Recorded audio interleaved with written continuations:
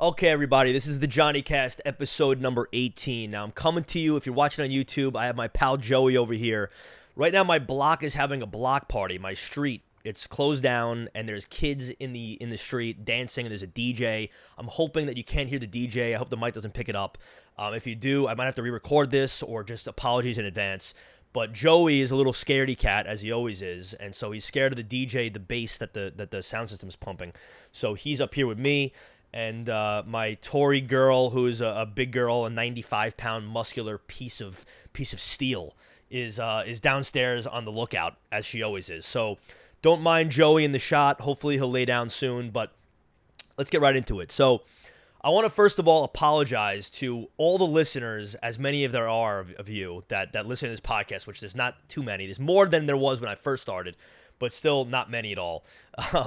Because the last couple podcast episodes, I had been really seduced by the TikTok and YouTube Shorts views, and that basically made me completely change the format of the podcast without me really knowing it. And what I mean by that is originally I would just kind of riff on here. I'd have a couple of topics I wanted to talk about, and then boom, I'd discuss it. And then as I got better at editing, and then as I started to see more views and success, not that there's been that much success, but much more success on TikTok and YouTube Shorts, I was like, okay, trying to kind of provide for how I have a job and how I'm in a band and how I do this. There's so much time that I don't have. There's only so much time, I should say. I was like, all right, let me just optimize it and basically shoot the YouTube and the TikTok clips, the YouTube podcast and the TikTok clips in the same video. And so I thought it was a good idea, and then the more I listened to it, because I had listened to the last couple episodes after I had edited them, it was just too much. It was like rapid fire, bit after bit. It didn't seem organic. It didn't seem like it had a flow to it. I was all over the place.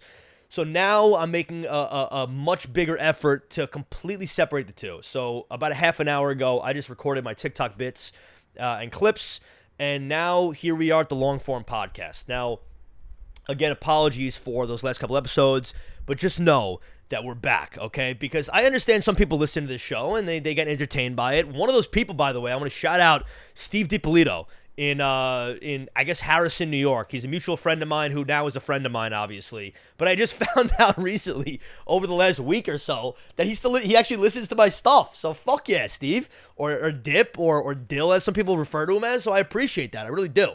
Now, let's get into kind of some of the things that I wanted to speak about today, which we're going to start off with. We're going to get sentimental, okay? We're going to get a little deep.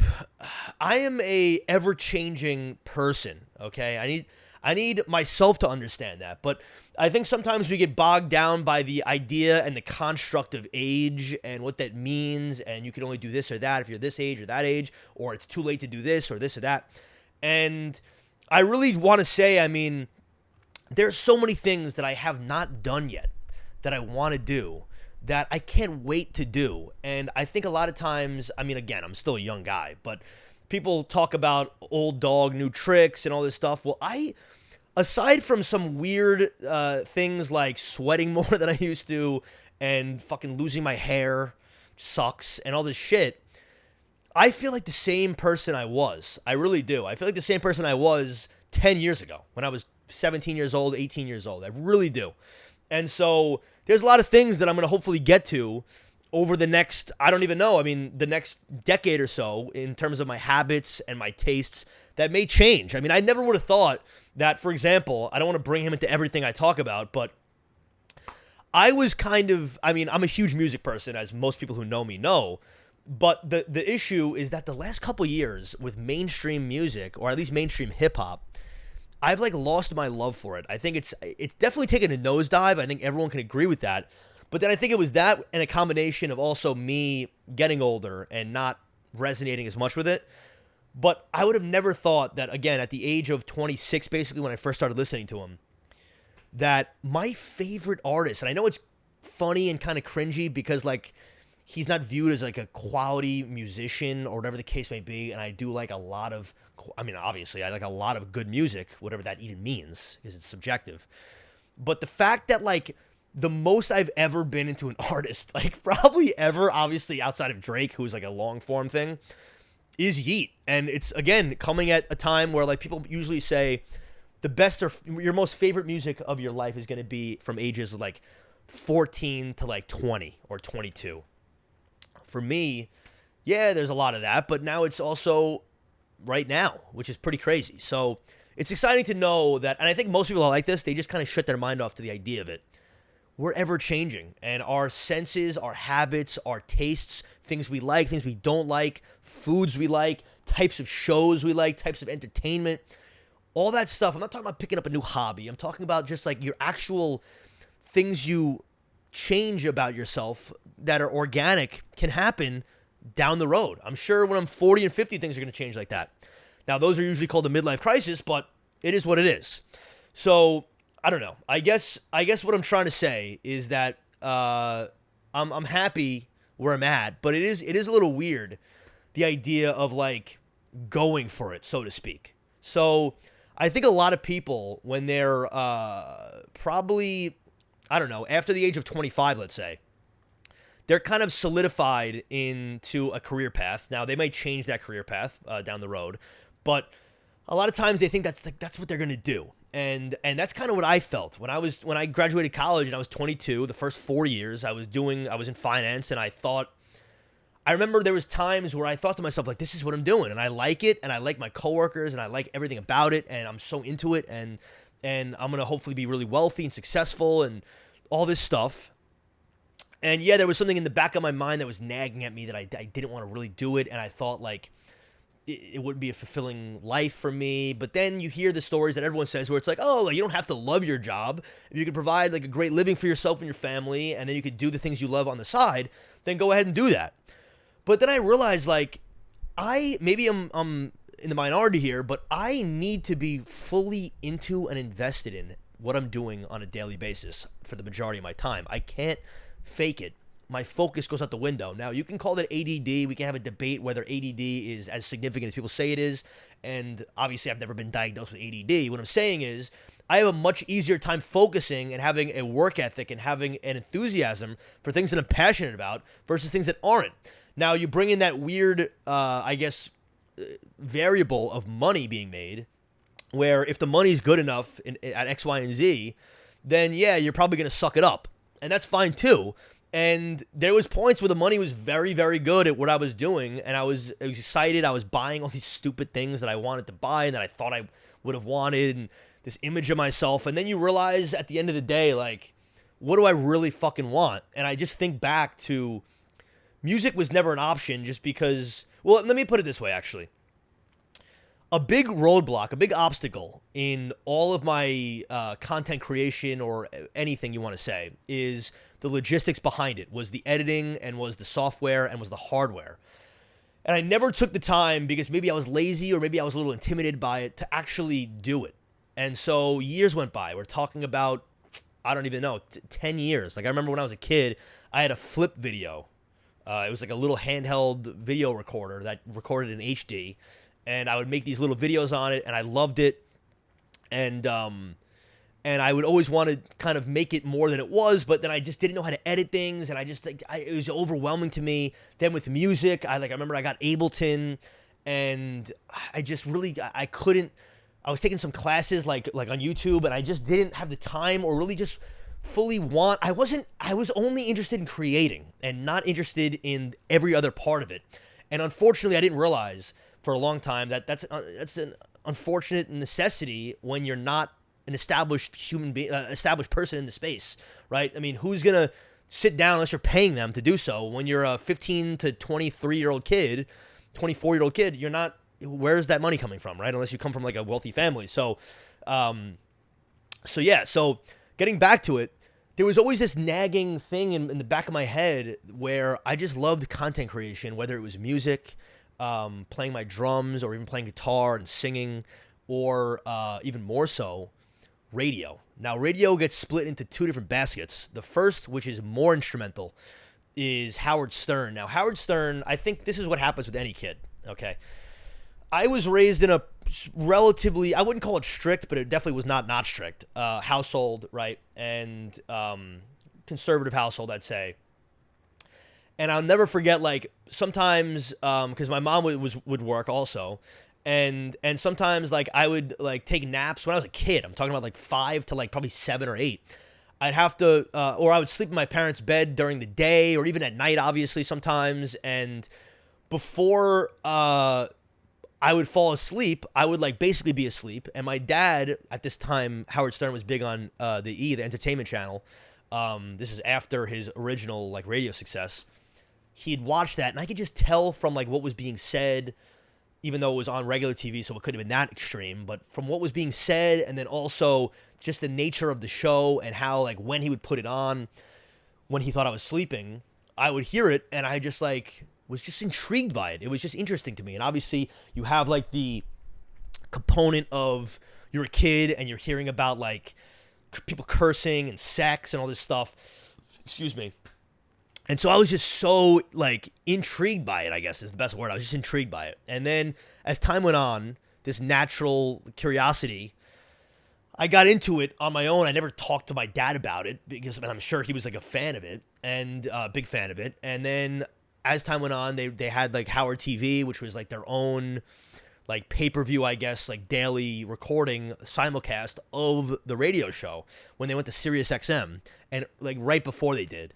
And that was just the game changer for me. This is like 2006. I wasn't listening to it in 2006, but it was when the show was in 2005 and 6, all the way until like about 2012, I'd say, right? So that's basically when I was in middle school all the way till high school was over. And I was addicted. I mean, all the characters, first of all, it's genius. It is the most genius, the most entertaining content I can ever imagine. Okay, and it's actually, side note quickly, it's funny. There was a video on TikTok, I forgot what it was, and it was a shot from the studio, in Howard Stern studio in like 2011, let's say, or like 2010. And the person who made the content was like calling it they didn't know what it was, they were calling it a podcast. And it's just like, do you not know who this is and what this is? This is the most instrumental person probably ever in media, but certainly in radio and in audio creation, right? To not know and to call it a podcast, it was like, I understand, yeah, I'm getting old and everyone's getting a little older and this new generation, it's just like what happens, but come on, bro, you should know what Howard Stern is. But anyway, getting back to it. So I'd watch every single episode. People would basically rip it off their computer or their television, and then they would put it on YouTube. And, yeah, it was just incredible. So I've watched, countless hours. The amount of hours I've laughed on my own about it. And, laughed like when I couldn't breathe by myself, okay? Just all the different characters. Like, Benji at a time was my favorite. Sal. Richard's awesome, too. But all of them. Then all the Whack Pack. Howard himself. Gary. All the lore and the funny, inside jokes and all this stuff. Notice how I didn't mention Robin because I'm not a big Robin guy. But just all of it, and it was in New York, and everyone's from New York, and they're from Long Island, and it just, it resonated with me, and, his voice and the way he commanded a show, and everything about it was just so, then I read his book, and I watched Private Parts, and it was just so incredible to me. And then, at the same time, you have the golden age of WFAN, which for me was Mike and the Mad Dog, and for me also sort of was Boomer and Carton, and Joe and Evan, but it was mostly Howard and mostly Mike and the Mad Dog, and then later just Mike after Mad Dog went to Sirius. But the bottom line here is that radio had always been a massive just influence in my life and a passion of mine and a love. And I'll never forget going to school. I was going for economics and finance, and I just didn't. I the idea of me having to go to a communications school and really work my way up was overwhelming. And yeah, call me a fucking pussy about it, but that's what it was. So I just took the easy way out, and I took the route that, yeah, it seems like most people do, and that's fine. And people have great lives, and they have great passions, and they have amazing, fulfilling lives, and God bless you. But coming to the end of my job that I had quit last August, so we're coming up on a year basically, or last September, it just was nagging at me too much, where I said, you know what, something's got to change. Something's got to change where I want to be who I really want to be.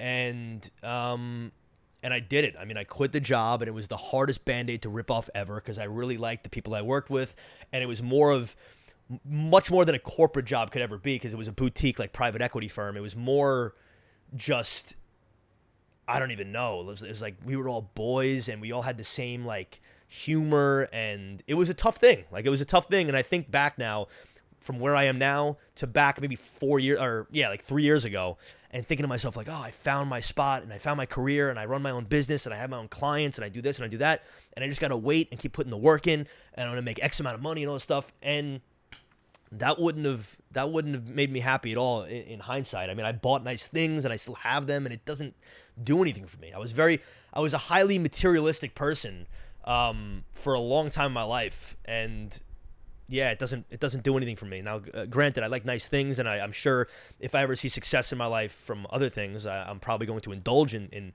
materialistic stuff, but that's not going to be a driving force on why I do things. So it's no coincidence that I quit my job, and then bang, right away, I didn't even seek it out, but I get in a band, and I play drums, which is another passion of mine I'm not even going to get into, but I've been doing for years, and music in general, obviously, like I said. And then I decided to say, you know what? Let me fucking grab my dick and balls, stop being a little girl about it, or I don't know if that's politically correct, so let me take it back. Let me fucking grab my, what's the right word? My non-binary genitalia, and let me do what I want to do for the first time in my life for real, and go for it, right? And originally, I didn't realize like what I was doing. So I was really getting into the content creation of it and learning how to edit and record. I didn't even understand how to like have a microphone that wasn't part of the camera and have them sync up, and needing an audio interface and all this stuff and lighting. And so it was just makeshift again. Mind you, at this point, I'm fucking broke basically, because I had quit my job and it was a non-salary job with just commission. And the last 4 or 5 months I had been checked out. So I had been making no money, so I had to use my iPhone camera, which I still do, and I was using this old microphone that my sister had, and I had no lighting and this and that, and just day by day, just getting better at it and learning and trying to do it. And I think a lot of people probably, and I'm not saying I'm like this like talented person, but I'm just saying I think a lot of people might want to do this stuff, and then once they start doing it, they go, yeah, maybe I'm just not cut out for this, right? And again, I've had literally zero success so far. I mean, come on. I have 150 or 180, I think, subscribers on YouTube. Granted, I've had much better success on TikTok, where I have like over 500,000 views probably at this point, but that's nothing in the grand scheme. But when I started doing it, even when I had 0 views, I said, you know what? No, I can do this. I think that my voice suits it, and I have the personality for it, and I'm going to fucking go for it. And again, I didn't realize what that meant. And what I mean by that is how people would react to it. And I'm not going to get into the minutia of the good and bad about it, because obviously there's people who either are going to listen, or people who listen who are going to tell the people like good or bad things I'm going to say about these said people. But I just want to say that all the people, as little of you or as many of you, whatever, that actually watch this shit and have texted me and liked all my stuff and have like commented and stuff, that they don't have to do that, dude. Really means a ton to me, because now we're about 7 months or 8 months into me actually taking this relatively seriously, and about 2 months into me really taking it seriously. And it just means so much to me that people really took the time out, and still do, to watch my stuff. And again, I think a lot of people, they look back in their 30s and their 40s and they go, fuck, man, I really wanted to do X, Y, and Z. I didn't do it. And yeah, things are good, but maybe they could have been better. And I just know that no matter how this works out, no matter if my TikTok blows up or if my YouTube does well, I become like a media personality, and I get notoriety and success, and I just become who I want to become in that space. Whether that happens or I realize I'm not cut out for it in 3 months and I don't do it anymore, the bottom line is that I will always be so happy that I'm doing this, that I tried it. And I mean, people who text me and they see me just putting myself out there, and I'm sure it's fucking weird to people. Like, I'm just in front of a camera and I put myself out on this thing, and I haven't still mended, or I haven't still, what's the right word here? I haven't commingled my personal Instagram account and like social media to this. So I'm sure there's a lot of people who still don't know about this, especially people who don't have TikTok or who don't utilize YouTube. But TikTok has more of a degree of separation thing in terms of closeness, because it uses phone number. But either way, yeah, I'm happy I'm doing it, and hopefully more success comes if any does. But yeah, so I'm fucking in it to win it, baby.